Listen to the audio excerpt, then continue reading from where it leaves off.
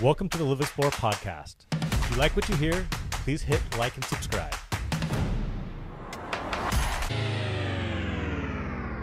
Welcome, everyone. I'm Sean Payne, co-host of the Protest Sales podcast brought to you by Live Explore.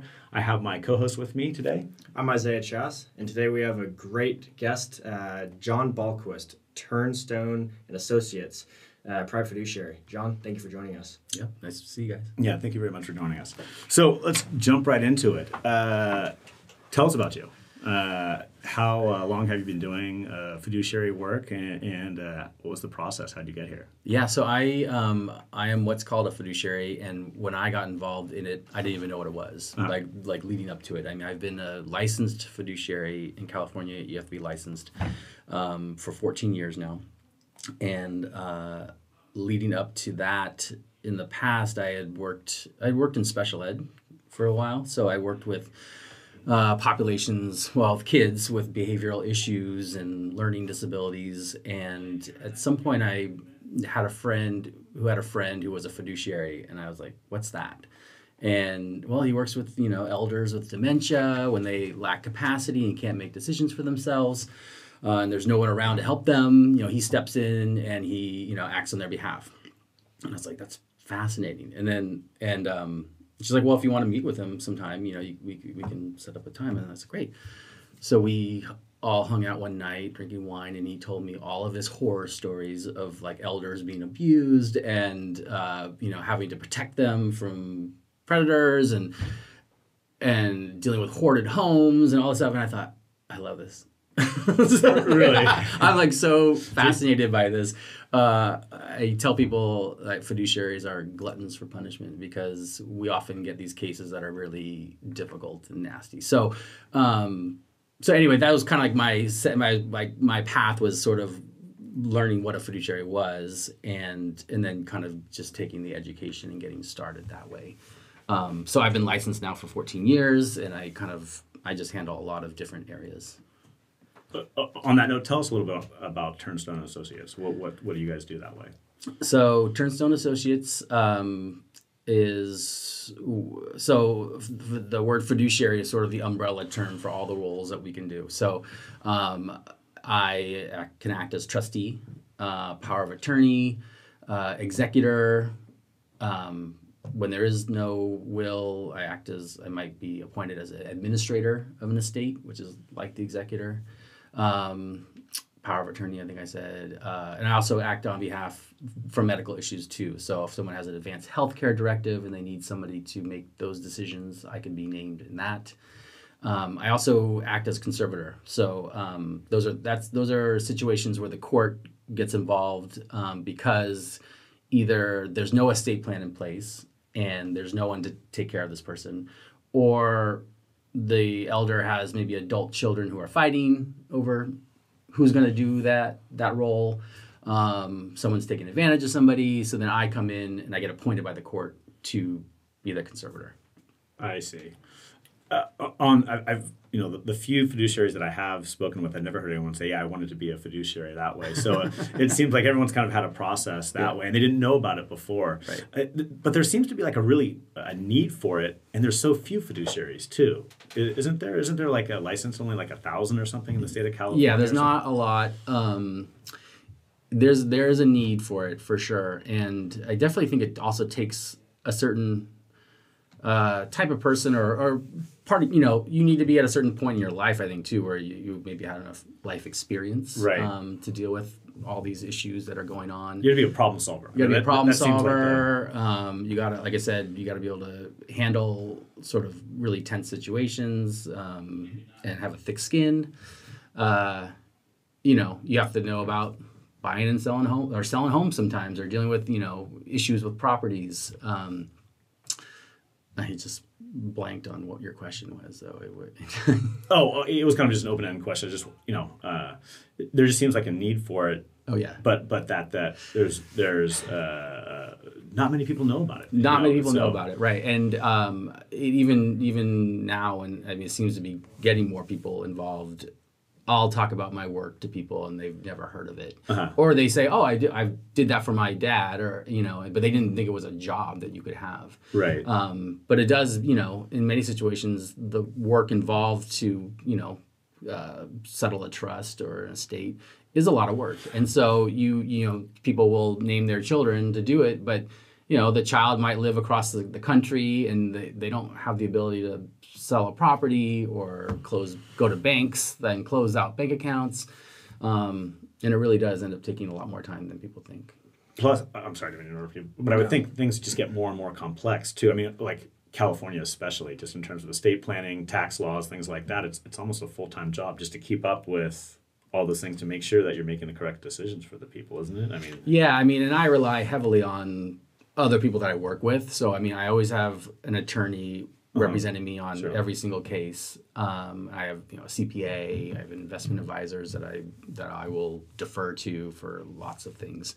So I don't feel like I'm having to make every decision on my own. But yeah, there's a lot to do, even just the day-to-day of paying people's bills and getting their taxes done. Oh, you didn't file taxes for 10 years. Okay, now we gotta do that. Right. Yeah. Yeah, you mentioned you didn't know what a fiduciary was previously. I think a lot of people don't. For people that don't know, at what point do you typically get brought in? Obviously, fiduciary is the umbrella, and there's so many different roles that you play. But at what point does someone usually contact you or should contact you? Do you get brought into that situation?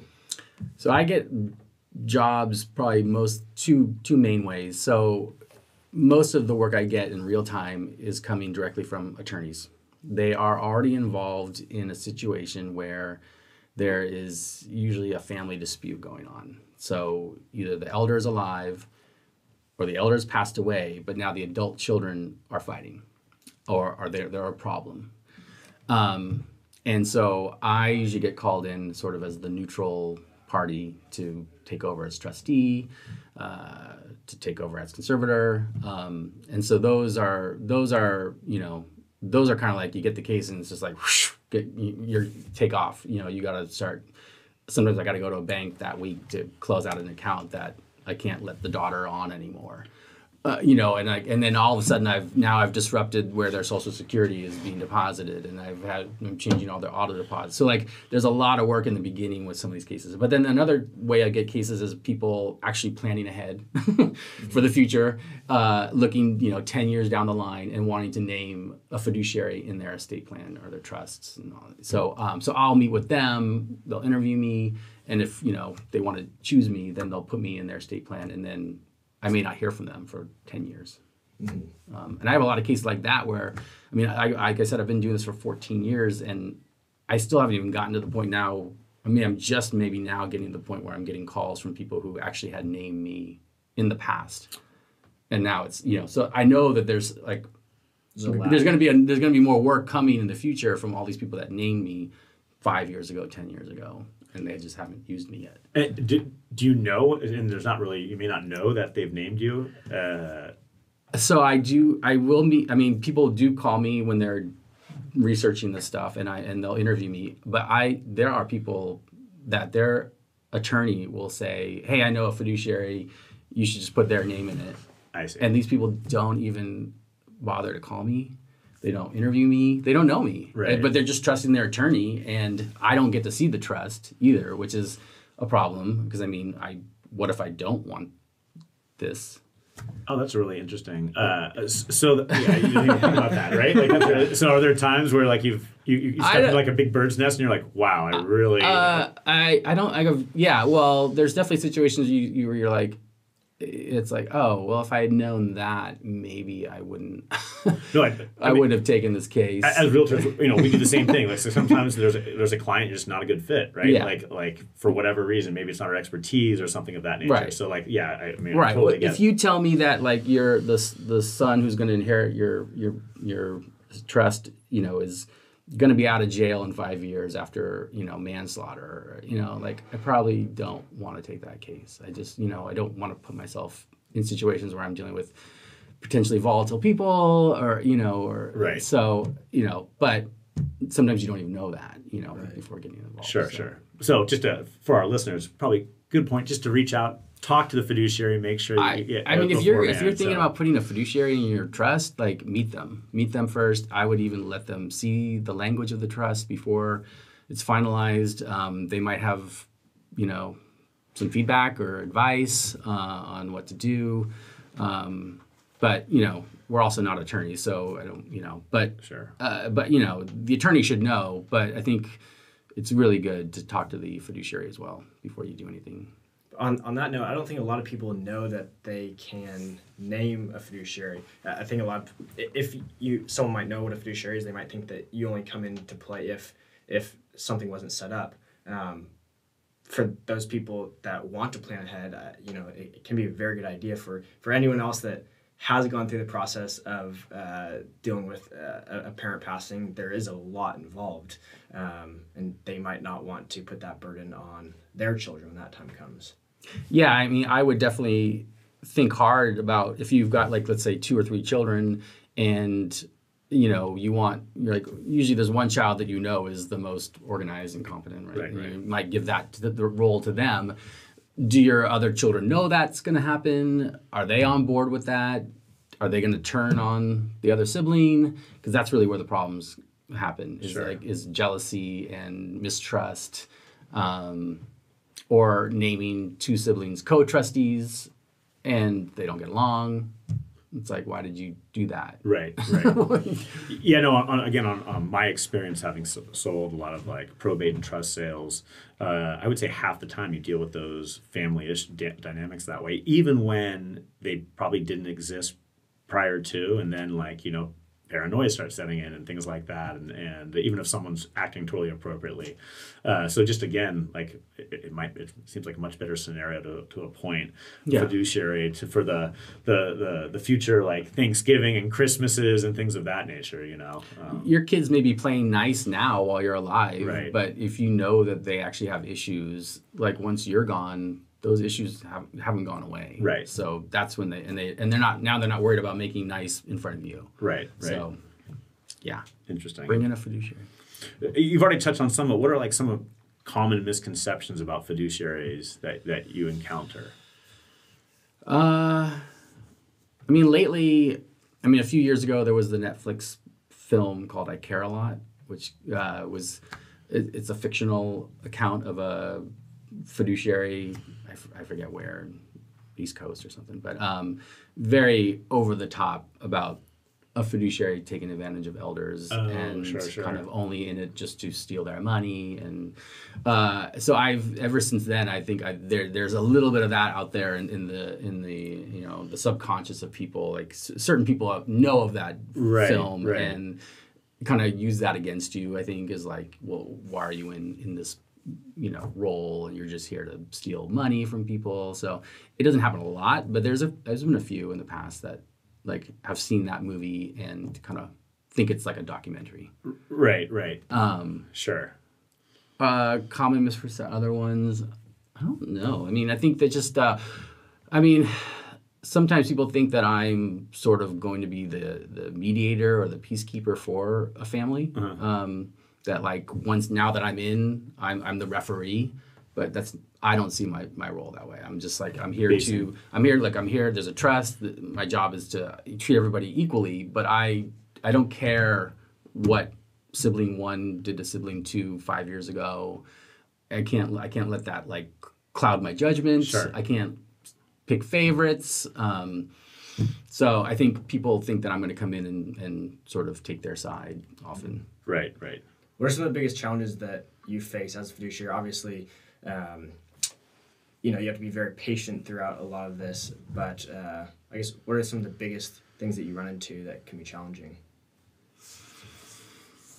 It's really, it goes case by case. I was kind of thinking about some of my cases before I came in, like trying to think of like horror stories that I've had. And I had one where a woman had given a life estate to her ex-husband and his friend, who were sort of her caretakers as they got older. They all lived in a house together in Berkeley.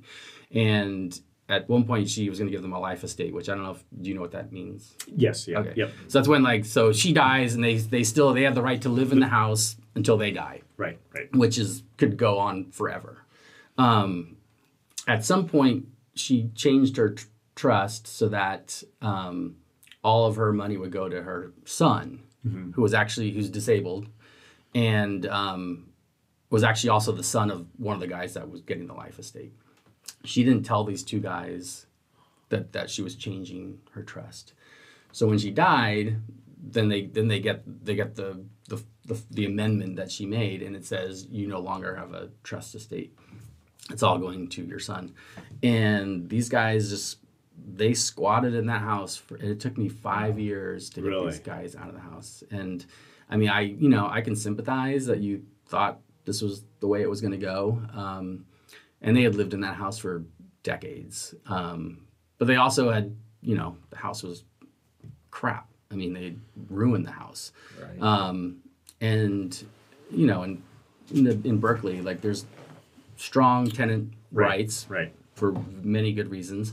And they, got the nonprofit involved and they don't care. They just throwing everything at you. And so that was a lot of patience and a lot of like, this is just how it's gonna play out. At some point, you have to leave, you know? Right.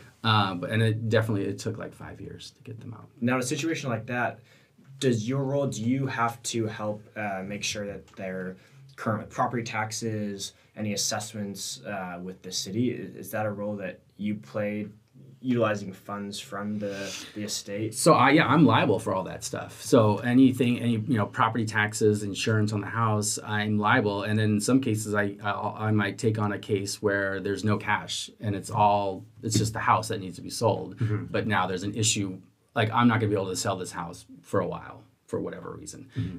So I might pay the insurance out of pocket until I can, because if the house burns down and I don't have insurance, then it's on me. Property taxes, you can kind of let those go. Right. Yeah. Those.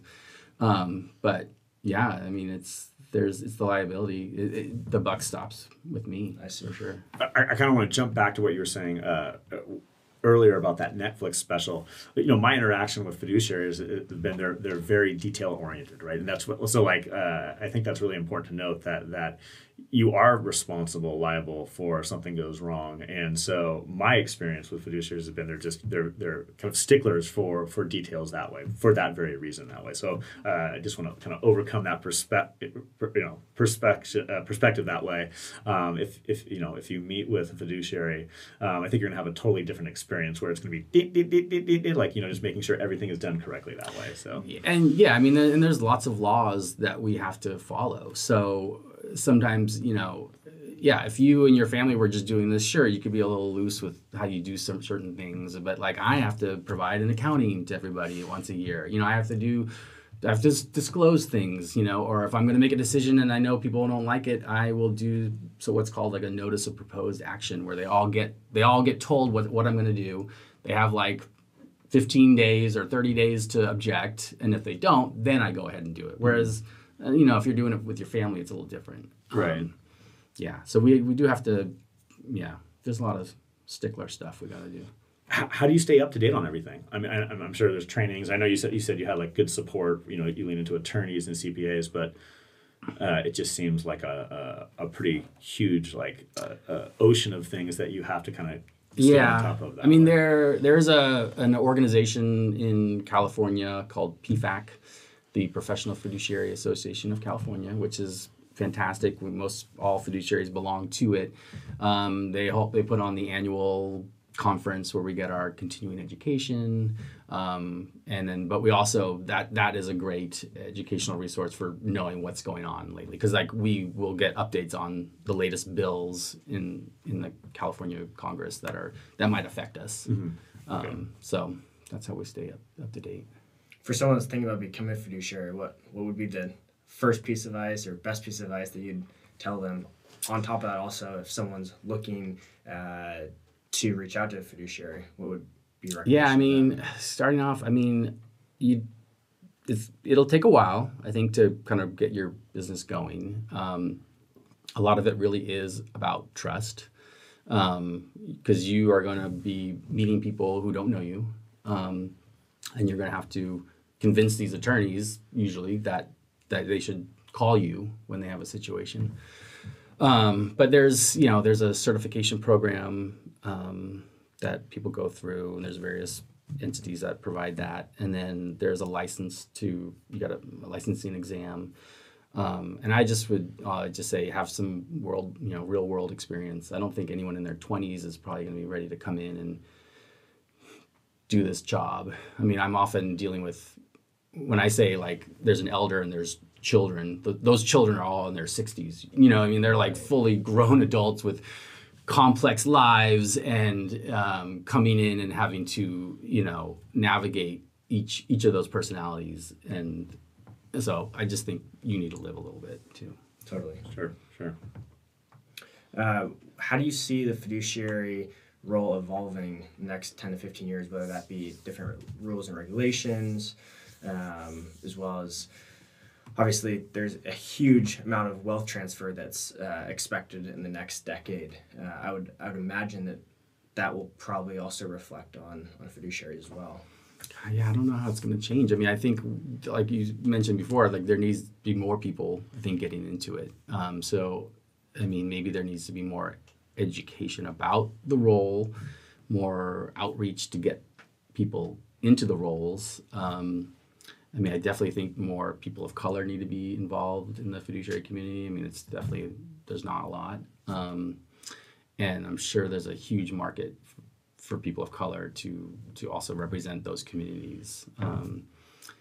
What was the second part of the question? I was just saying, there's a huge wealth transfer that is going to happen in the next decade between generations. I would think that would probably relate or transfer with fiduciaries, meaning a lot of those states might have a plan to have a fiduciary put in place. Yeah, I mean, I don't know if it'll be any different than it is now. I mean, I think I think a lot of people with those really high net worth trusts often might have banks already involved as their backup trustee, or there's trust companies that are larger.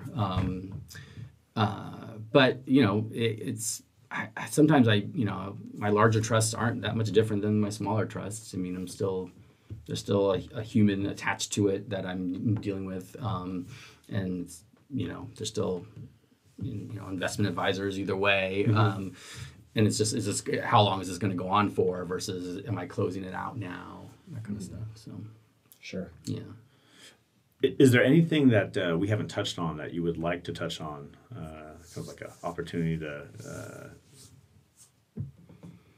I mean, I was just trying to think of like horror stories. Yeah, that'd be great. Let's hear it. Yeah, whatever you're comfortable with that way. A lot of times people don't want to come on to let's do that. I was thinking about this one case where this is kind of an interesting, like there's the real estate and also the estate planning that went involved, and there's a house in Oakland Hills, really nice house, but it had kind of fallen to the wayside. The elder passed away. She had 3 children. One, the son was still living in the house. So when I say son, he's like 60, 65. And I was actually interviewed a few years earlier about this case and told that he may or may not be selling meth out of the house. Oh, awesome. Yeah. and actually I said, oh, okay, and then I thought they had told me that they picked a different fiduciary, and I was like, great. Was this one of the trusts that you were like written into you didn't know about? I think they had been interviewed, and I thought they had told me like, oh, we chose somebody else. Okay. And I was like, right. That's probably better. And then like 2 years later, I get a call, and they didn't choose somebody else. They had chosen me, and so I'm listed as the successor trustee. And this was a case where there's no cash, but there's the son is in the house, and they wrote the trust very interestingly where he had 3 months to move out, and then after 3 months, if he hasn't moved out, he is deducted 10% of his eventual inheritance, and if he doesn't move out after those 30 days, then it goes to 20%. So they knew what the problem was going to be, and they had these measures put in place. And And so I was, the first day I go there, he comes out, and I mean, there's dilapidated cars in the driveway, and it's like, an empty pool, and I'm talking to this guy, and he's like, oh yeah, I'm gonna get out, I'm gonna move out. And then at some point, like, there's some guy walks down the street, and he like gives a nod to this guy, and he whistles to somebody in the back, and he goes to make the drug deal, and I'm like, okay, I gotta get out of here. And I'm told that maybe the shack in the back is where I don't know what, like, there's all this like non-permitted electrical stuff going on in the back. Vents everywhere. Yeah, it's just, it's not good. We have some of the same, very similar clients. Yeah, so... Sound familiar? so in this, I actually had to get... So I knew he wouldn't leave without some money. Right. But I don't have any money to give him. So now I'm working with a hard money lender to get, like, I need money, and the only people that are going to give me money are these hard money lenders who charge 10% interest or more, and their minimum is like $100,000. So now I'm getting this amount of money, and telling I have like 3 years to pay it back, but I'm like telling the guy I can't start paying you back for a while. So that's on me, and the trust. But I get the money, and then I'm going to visit the guy to entice him to move out. He misses the first deadline. The next deadline comes up, and finally I tell him, look, I'm coming, this day, I'm bringing a locksmith, and you have to be out of the house, and that's it. I'm changing the locks. Oh yeah, okay. And I'll hand you the check. I'll hand you $5,000, $10,000, I don't know. And I show up that day, and knock. He opens the door. He's in overalls and like nothing on underneath the overalls. The overalls, barefoot. He looks like David Crosby, from Crosby, Stills, Nash, and he's got a plunger in his hand. I'm like, what's going on? It's time to go.